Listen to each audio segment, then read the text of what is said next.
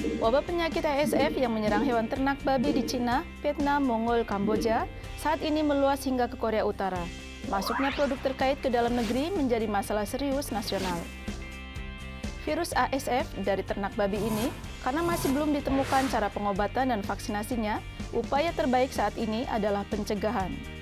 Kantor Pusat Pemeriksaan Hewan Ternak mulai 1 Juni 2019 akan memperkuat pemeriksaan masuknya bahan-bahan hewan ternak, dan produk terkait yang masuk tanpa melapor akan dikenakan denda hingga 10 juta won. Khusus negara yang terkena wabah ASF hewan ternak babi dan produk terkait dari daging babi jika masuk ke dalam negeri tidak melapor, berdasarkan jumlah pelanggarannya akan ditambahkan sanksi denda yang berat. Untuk orang asing, jika tidak membayar denda, maka ada sanksi imigrasi baik dilarang masuk Korea atau tidak diberikannya perizinan tinggal di Korea. Sementara makanan yang dibuat dari daging dan ham, sosis, dendeng ada batasan untuk perizinan masuk. Namun jika itu penting untuk dibawa, maka harus mencatat pada surat laporan barang bawaan khususnya untuk turis atau pengunjung ketika di airport atau pelabuhan. Terakhir bagi kalian yang bekerja di peternakan setelah dari luar negeri selama kurang lebih 5 hari, dilarang masuk ke area peternakan atau pasar daging. Anda semua pemeriksawan yang harus menjaga kebersihan dan kesehatan Korea.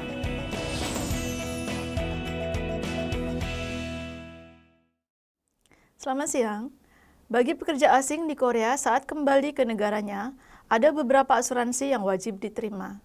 Namun karena prosedur pendaftaran yang repot, banyak di antara orang asing yang pulang tidak sempat atau tidak menerima pengembalian asuransi tersebut. Dan kini adanya pembaruan dengan cara mengklaim secara otomatis. Saat pekerja asing kembali ke negaranya, ada 2 asuransi yang dapat diterima dari Samsung HJ, yaitu asuransi pesangon dan asuransi tiket kepulangan. Untuk menerima 2 asuransi ini secara otomatis, harus mendaftar terlebih dahulu. Pertama, semua pekerja asing G2G baik pemula, re-entry, CBT, 3-6 bulan sebelum tanggal kepulangan harus mendaftar penarikan otomatis terlebih dahulu ke kantor asuransi.